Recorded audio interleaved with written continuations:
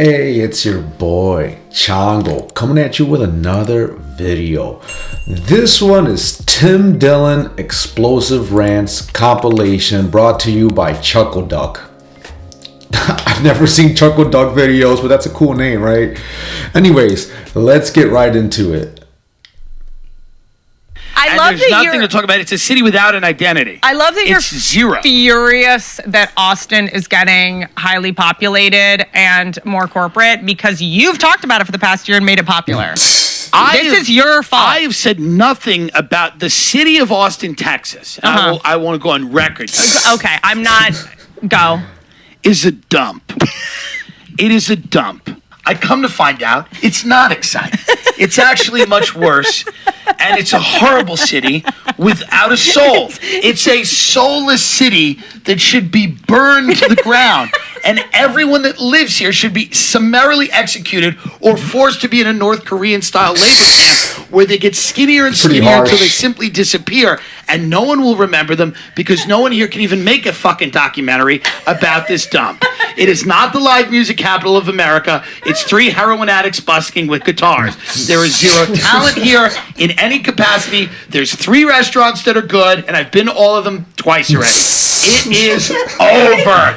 Tech demons will come in and do what they did to San Fran. They'll colonize the outside of Austin, and they'll invent chips to shove up your ass.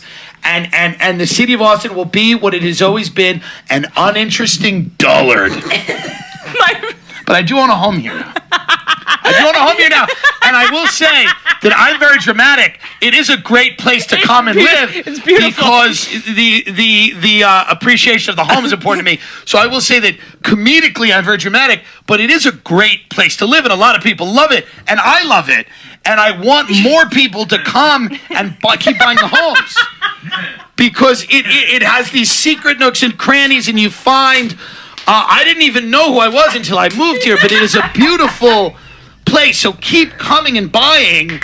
I'm doing a bit on a comedy podcast, but what I really believe is that it's a great place to raise a family as long as they, like you, are dull and never want to succeed. I am obsessed with the fact that so many comedians followed a billionaire to Austin. Listen, he's not a billionaire, by the way. He barely has money. Secondly, he's fine. I run in circles with people that got a little more than him. I love that all these comedians moved out to Austin and be like, I'm gonna get on a show. He'd rather have someone. No, he literally brought homeless people here that are talking about taxes. They're like, I'm gonna save money on tax. It's like you live in a tent. But also, he'd rather have someone that makes bespoke knives on than you. Right. He's the piece. No, there's people that are moving here that have never been on the show. They've known him 16 years. They've never done the show. They're just hoping that the people he's flying in miss their flight and he needs someone last minute. They're just sitting in the parking lot like gargoyles, just like maybe someone's going to cancel. It'll all be great. I don't know, but it just feels I am not into it yet. Well, you are. I like sociopaths because they're funny and I can make fun of them. And Austin has a few of them. They'll shoot you in the face if you make fun of them. But no, it's just boring. It is boring here. But Joe has a family and he has a whole thing. Like, I was just like, the idea of moving there, like, you know, without a family or without having to like put a kid in school. I just was like, you're just gonna be in a house in the hills alone with your own thoughts all day. This is not gonna go well. No, but I'm going to travel a lot to LA, and then eventually I'll remedy this. But it's an interesting thing. What have you learned about yourself? Have you learned anything about yourself? I've learned a lot about Austin, and I've learned a lot about that the craziness of LA, the insanity of it was funny. Yeah. And town is really not that funny. This town's not that funny. People are happy. It's placid. It's placid. It ain't funny. When you go to LA, it's a great, like New York, it's a great place to live because, what was that? That's Rogan. Relax. Calm down. He's strangling a bird on the leg. He's doing his nightly bird. Yeah. Bird strangle. So how long did it take once you got to Austin to realize 15 minutes that you should have just listened to me? When I drove from the airport to my home, I wanted to kill myself. Here's the reality. It takes a while to realize that It doesn't. Austin's an NFT. Doesn't no. If you go not real. as someone that loves Austin, the first time I came here, a couple years ago, I was with Kevin Christie. We were doing the Cap City or Paramount or something. Great. We come in. We allot 2 days. I love Cap. 2 days to just be in Austin and hang out. And we see all the pictures on Instagram. Keep Austin weird. I love you so much. That's not loving Austin. That's you enjoyed for 2 days. No. We looked through it and we were like, this is 2 blocks. Like, 2 blocks. This is my favorite That thrift is store. correct. But and then the rest was like Century City. And we're like, no, it's 2 blocks. It's on Instagram, it looked like it was just Coachella all the time. People that are brain damaged and have had bad car accidents. But you know that I got in the car with this guy that picked me up from the airport, and he was like, "Are you Winnie Cummings?" And I was like, "Yeah." And he was like, "Can you tell your friends to stop fucking moving here? Like, they don't want you either. Yeah, they don't want us." Hey, cool. Great. What did you do? And by the way, shut up. Like, how's he gonna live? His job is driving around. He thinks that he is in the second string militia for the government. Oh. He's on the... Oh, but I like that guy. That's your Armadillo guy. Yeah. I thought it was some blue-haired person who's like, I want to shine. No, he has... Tell your friends to stop coming here. I have a one-man show. One-person is show. Someone that, it's that body type that's just like a giant pot belly, like you can't see your feet. He believes that the government, when we go to war, is going to call him in as the reserves.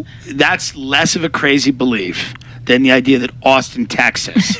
is going to be the next big thing. Can I tell you, there used to be, Miami and Austin, a bunch of... Comment down below if you've been to Austin or if you live there. He's making it sound pretty shitty. It sounds pretty cool to me, actually. But I've been to Texas before, just never been to Austin. So, no idea. I'm curious to see what what Team Chongo says, right? Anyways, if you're not part of Team Chongo, you're missing out. So go ahead and like and subscribe and hit the notification bell. Please and thank you. Let's carry on. Criminals move to Miami. It's like... That's your algorithm. No one ever said that. Like, no one's been saying... Everyone is saying it. No, you don't read... 2 or 3... No. It is literally the topic of conversation for the last several months. By the way, I've not invented this. I do not follow comedians that are looking for confirmation bias of the bad choice they already made. Like, dude, this is the shit. This is the shit. Like, I'm like, okay, like, let me... To live like a person here, you have to have $40 million. To live like the kind of life that you need, which is, by the way... Because here's what I would do with that money. But we're staying in a place... kill everyone in Austin. We're staying in a place... never have to see anyone. I'm not even talking about buying a mansion. I mean, that $40 million I could invest in a chemical weapon and decimate the entire city. And then I might enjoy it, start building it up again piece by piece. But here's the problem with you, is that you are so committed to being pissed off, which is why I think you're great at what you do. No. I'm not. We visited a $40 million home. We visited it, and first of all, you think it's a dump. Second of all, I didn't say it was a dump. We go from the house to the lake, which is, I don't know, 1,000 yards or something, because it's so vast and beautiful. And then you get up here and you're like, this walk is too fucking long. You don't even want the mansion you want. What's going to happen when you... What I said, and the way that I feel, is that Austin's a lovely place. Being on the lake is beautiful, but you cannot compare it to being on the ocean. In the freezing cold ocean in the Hamptons, after you get Lyme disease and bitten by 500 mosquitoes and get shot by Seinfeld security. The Hamptons destroys Austin in every respect. I am not arguing that. In every respect. I just mean the Hamptons. Palm Beach doesn't destroy Austin? Are you nuts? Palm Beach is... What's good about this conversation is that the majority of Americans are unemployed. So this is a good conversation and a relatable one for many people sitting at home right now. Do you think it's a coincidence Trump gets banned from Twitter and social media and you get banned from Airbnb? I was banned from Airbnb. I went to an Airbnb in the desert. 2 lesbians had... put together an Airbnb with furniture that no one could sit on, right? Like art pieces. But like I had fat people with me, so they couldn't sit in the chairs or anything. We all had to just stand out there in the middle of the desert. It was really embarrassing. And we left some dishes in the sink. That's all we did. Didn't break anything. I mean, look at this. Look at that. That's what you had to do. Every piece of furniture like sodomized you as you sat on it. Like that's how fucked up it was. Look at that. That's a chair. It's ridiculous. So then these lesbians, I threatened to kill them. I texted them. I said I was going to burn down your house. They said, "Are you threatening me?" I said, "Let's just see what happens." I then texted them. I said, "Let the games begin, ladies. You have no idea who you're fucking with." Then Airbnb kicked me off. Now, did they file a formal complaint, or did Airbnb follow the story? You think Airbnb followed the story? I imagine these, because I spoke about it on my podcast. I said I wanted to gas them, lock them in their house, gas them, and watch them like paw at the windows like cats. Very much like The Patriot. Have you seen that scene in The Patriot? Yes, that's what I want. Thank you. Yeah, so that's where we're at with that. I am removed from Airbnb, but I will set up my producer. We'll just set it up under his account, and I'll use VRBO. I don't give a shit. And, wow. Those ladies, watch your back. Watch your back. Have the fans been harassing them? Do we know their profiles and shit? Probably. I don't know what my fans do. I don't know what people do. I don't know if they're sending messages. No, they had to go private on Instagram, and they had to, turn off comments on the page because they trashed me on a public forum, which is Airbnb, and I am just using my opportunity as a citizen of this country, your voice, to speak freely against these two lesbians who are not designers, not artists, not interesting. No. They are goofy bitches. And we're locked in a war, and fuck Airbnb too, and fuck Airbnb. They're not letting the terrorists stay in the Airbnbs that want to do the civil war for the inauguration. Yeah, it's fucked up. They want to pay. The terrorists want to pay the money. Look, I grew up around a lot of CWRs, man, and we used to go and we'd picnic out there and eat at them and watch the battles, and so. It's not surprising that a lot of those guys are still left and they want to, get out and about and they have that energy inside of them. Right. But, and that's Civil War reenactments. You mean Civil War reenactments. Like, that's who's coming out to, climb in the Capitol. Dudes that are, out there in the fields. Yeah. Yeah, it took it a little too serious. It didn't go well. And also, look, a lot of, there's a lot of, lesbians with the expendable income and are doing the extra home.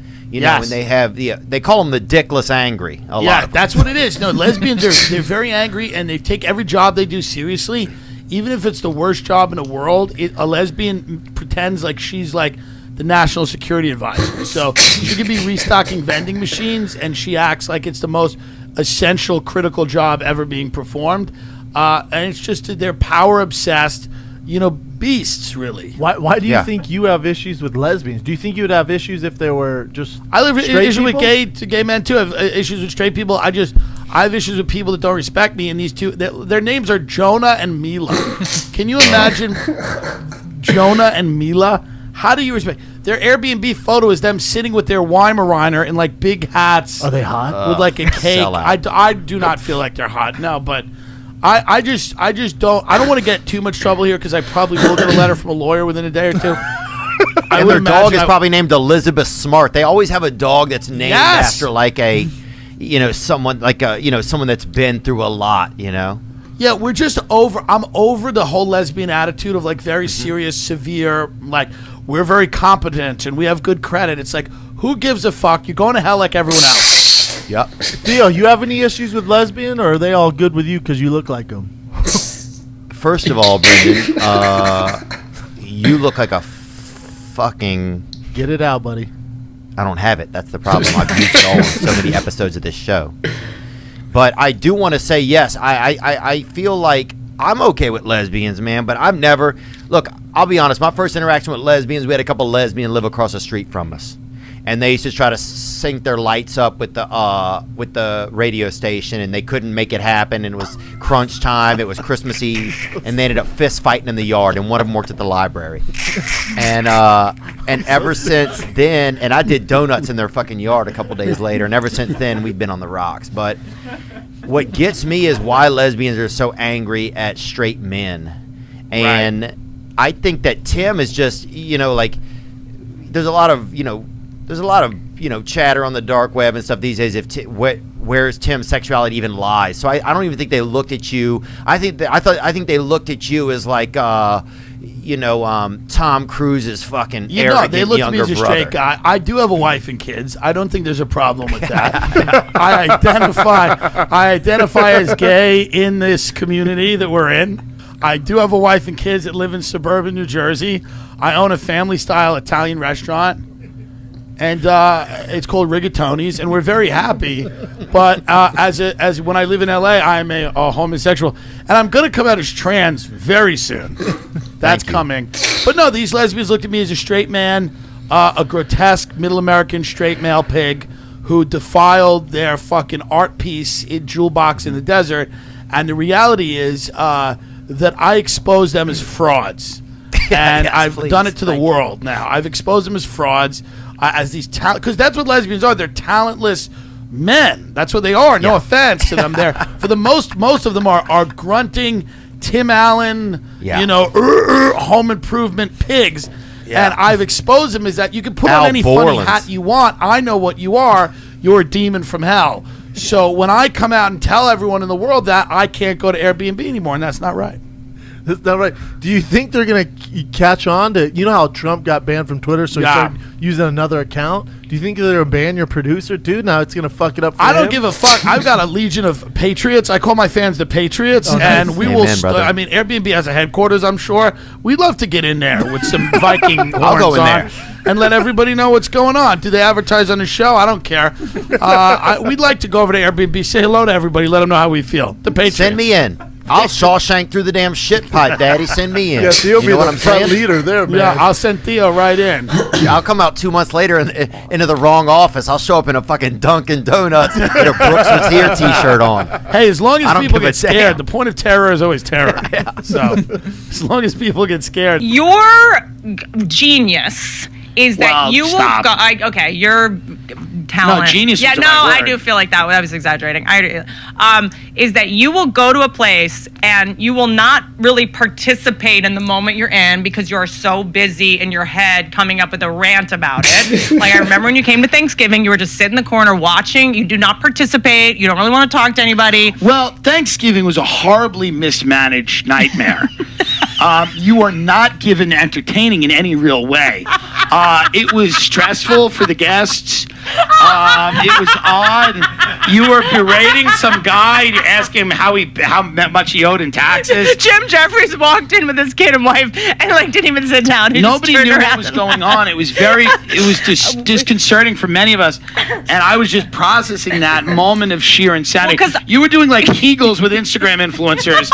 Meanwhile, Jim Jeffries thought this was a family event. Like no one knew what was going on. But also, there was so much amazing food there, and I think I haven't, as an adult, hosted parties that have expensive food and no one's eating it. And Well, they're drug addicts. Your friends are drug addicts, so they're not eating it because they're on cocaine, so they don't need to eat. I spent so much time being like, "Are you gonna eat this?" I was like, There were people in the party putting stuffing up their nose because they had no idea how to eat through their mouth. Just saying. Yeah, your friends were drinking like CBD milkshakes, and I was trying to force people to eat all the food I got. I'm the most annoying guest. I'm like, enjoy the party. Try this. This is the way Whitney hosts something. She'll be like, "Hello!" It's like a manic mania as soon as you walk in. Like the great socialites, a great host of our time, knew how to Lily Pulitzer breeze through a room and really have a few bits of conversation. Whitney gets in deep with everybody. And it's absurd. Like you're supposed to have like a very light touch with everyone, and hey, how have you been? Where you been? You went on a vacation. Oh, I love the Cape, and leave. I'm out. And Whitney's like, "What do you owe in taxes right now?" to people during dinner, and it was so crazy. Somebody would be like, "You have a beautiful yard." She goes, "What do you want? What do you want? What do you want out of this? Out of everything?" People are like, "Dude, it's so intense, and it's so crazy." And then your friends are like a mixture of brilliant people and then brain dead people. So you have very smart people, and then you have people that have autoimmune disorders they've invented. that are in capes. Yeah, that are in capes and don't know where they are, and everything's they do everything for a brand deal. and they're like pretending to have lupus. So it's a strange mix of people. I like to surround myself with a very colorful crew, and I do not judge. I am not elitist when it comes to like intelligence. I like to like make a party. First of all, at that time, it was really just only people that were in homes without other people, and would get the test that would turn in a negative, a negative COVID test. It was very responsible. Put that out there. It was only anti-vaxxers. We all had hydroxychloroquine on IVs. Yeah. And so at the time, those were literally the only people that would go out. Yeah. No one would really go anywhere. Yeah. All the sane people said, no, we're not going to do a Thanksgiving this year. Are you insane? Most people did that. But people are all dying you had in the to do streets. was rattle a pill bottle, and your friends crawled in like stray cats to a bowl of milk. They all think I'm famous. I think they're famous. It's a shit show. Right. When you introduce you to someone you've never heard of who's got like 90 million Instagram followers, and she'll be like, they've got a calendar, and it's just like them with an umbrella. And you're like, what the fuck is going on? No, they're super famous in India. Right. Right. Do you want to sell tickets She will in tell India? you, like, Whitney will be like, this is the biggest influencer in Kuala Lumpur. And you go, what? Why am I here? But what's going on? You conversely were doing that shit with me. You made me feel so fucked. I was like, do I need to get on TikTok and start making, like, doing little noises and faces on TikTok? I mean, you had a minute where TikTokers were like your main future of your business. I have dinner with TikTokers a few times, and I make fun of them, and they don't care because they're 19 and good looking, so they don't care that you're making fun of them, which I find refreshing. Yeah. It's refreshing when someone goes, yeah, I don't care, you pig. Who cares what you say? Right. And that's good. Yes. You know what I mean? I had dinner with those same TikTokers. They were looking at me. I think they thought I was Joan Rivers. I don't even know what was happening. I went to dinner with you fucking leave LA, and then I'm stuck there with a bunch of non-comedians, and You went with the great Michael Gruen. Yes, I love. He's great. But they're all staring. They have no idea they don't know what I do for, like, they don't know anything about me, and I'm just sitting there, and They like, didn't watch Twin Peaks? Airbnb is really disrupting real estate. And I know a lot about real estate. I just did a little fake business. Now, you know that I do this. A lot of the audience don't know that I do. I do fake business. I call up realtors all day when I'm bored, and I pretend I'm a realtor and that my client is very interested in their property, and I ask them lots of questions about their property. I just did it with a commercial property on Palm County I think Drive. I've seen this one before. Tim. I have a client of investor that's really interested in the property. What are we looking at per square foot, and what are some of the local restrictions we should know about? And, these whole things, they go into this whole thing. They go, well, they don't want a coffee shop in there because Starbucks, there's a competing business clause, so Starbucks doesn't want a coffee shop. This is how the corporate takeover of America is, by the way, because when Starbucks moves into an area, they go, yeah, we don't want some independent coffee shop opening. Not all areas, but a lot of them. We don't need somebody slinging lattes for less than we are. So the guy goes, well, there's a Sprint store, so we can't do a competing business, blah, blah, blah.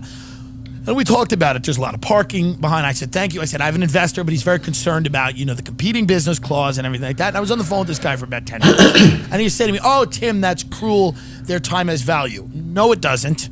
And I will continue to do fake business because I like doing fake business. It's one of my favorite things to do. I like to call people, and I like to lie about who I am and what I do. And then I like to see how they conduct business, because on their end, they're conducting real business. I'm conducting fake business. And never the two shall meet. We've gotten to the point where one of my clients who doesn't exist was almost going to put an offer on a house. This was last week. I've been on the phone with this realtor for like 45 minutes, 3 times in a row. I've had to block her finally. She doesn't know what happened. Sometimes I have to block the people because fake business gets very intense. Fake business, people start drawing up contracts. I mean, she was calling appraisers. She was going to have inspections done. I was representing a very motivated overseas client. Now, sadly, that client died of coronavirus before we could go see the property. That's not my fault, and I tried to explain that to her, but she was kind of confused. I don't think I have seen this. Never mind. Blah, blah, blah. Are you real? Is this real? Cops, FBI, whatever, blah, blah, blah. Blocked. I'm helping train these professionals. Do you understand? Yes or yes? By calling them, people need practice. So this schmuck over there on Palm Canyon, I did use my real name, by the way. Like, this is Tim Dillon. And sometimes I make up a firm name. Sometimes I use a real firm name. Sometimes I just say, this is Tim Dillon with futures. He goes, what? And I go, futures investment? He goes, okay. Just go, okay. I go, yeah, all right. I go, yeah, you got a commercial listing on Palm Canyon on the corner? I'm wondering what we're looking at price per square foot. What's the parking in the area like? What's the competing business clause? Well, any local restrictions we should know about? I have a team of investors that are looking to expand into this area. Many of them, sometimes it's a franchise, sometimes not. But I'm just, it's an investment group. They're very interested. They love the visibility of the location. Oh, he goes, it's a great location. They love the visibility of the location. And see, right there, we're beginning to do fake business. Because then he goes to his wife and he goes, hey, I just got a call from a guy that may be interested in this. And then he tells his secretary, and then he tells his partner. So I'm in, and I'll give him a follow-up call later tonight. I'll have 10 more bullet point questions before I bring my investors. And I do this. Now, a lot of people, I was explaining to someone at dinner that I do this, and they go, that's horrible. I said, why? I'm doing fake business. They go, why? I said, I like doing it. So I don't have a real estate license, and I can't do real business, but I at least can do fake business. They said, that's pretty sick. I said, maybe you're sick, because I want realtors to get the best professional. You golf a lot, right? Mm-hmm. When you golf every day, are you better at it? Yes, absolutely. Now, that doesn't now, even that includes going to a driving range. Sure. Right. Correct. Right. Sometimes I see golfers swing clubs in their backyard. Mm-hmm. Helps. Doesn't matter if it's real or fake. What matters is that this guy's going through the next guy to call him might be real. But I'm going to beat that guy out. I'm going to do a competitive offer because I conduct fake business well, and many people don't. A lot of people do things. People go on fake diets. I've done a ton of them. People do all kinds of things that aren't real. People are fake comedians. They pretend to be a comedian for a decade and impoverish themselves and live on a floor and walk dogs. Fine. That's all. When you go home to your family for Thanksgiving and you go, I'm a comedian, they're eating and they're like, no, you're not. You're a pretend comedian. You're a fake comedian. Right. I am a fake real estate investor, and I will continue to do fake business. So if you get a call from a guy that sounds like me, just be forewarned. The deal's not closing. The deal's not closing. I have an interest in presenting myself. I have a lot of clients when I do fake business. They're very busy. Many of them are overseas. They cannot handle. I mean, we should probably get the phone, do a little fake business right now. Maybe we get our phone. Can you get the phone? Let's do a little fake business. Because I don't think people understand what I bring to the table and how good I really am. Is that my phone? Let me call this guy back. How do we get him in the Roadcaster? Is he in the Roadcaster?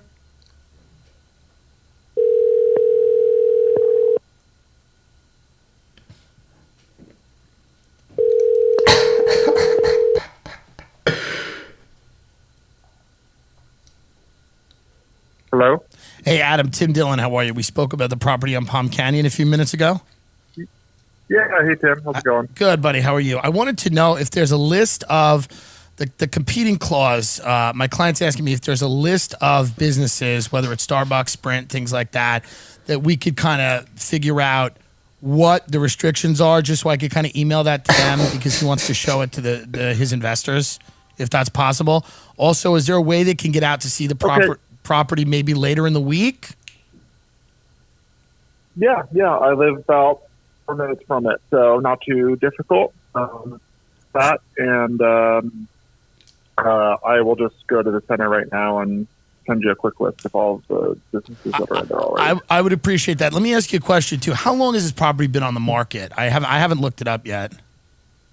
Yeah, I've been marketing it for maybe, I just signed it like right when COVID hit, and then I delayed it for like 2 or 3 months. So I'd say maybe like 2 or 3 months now.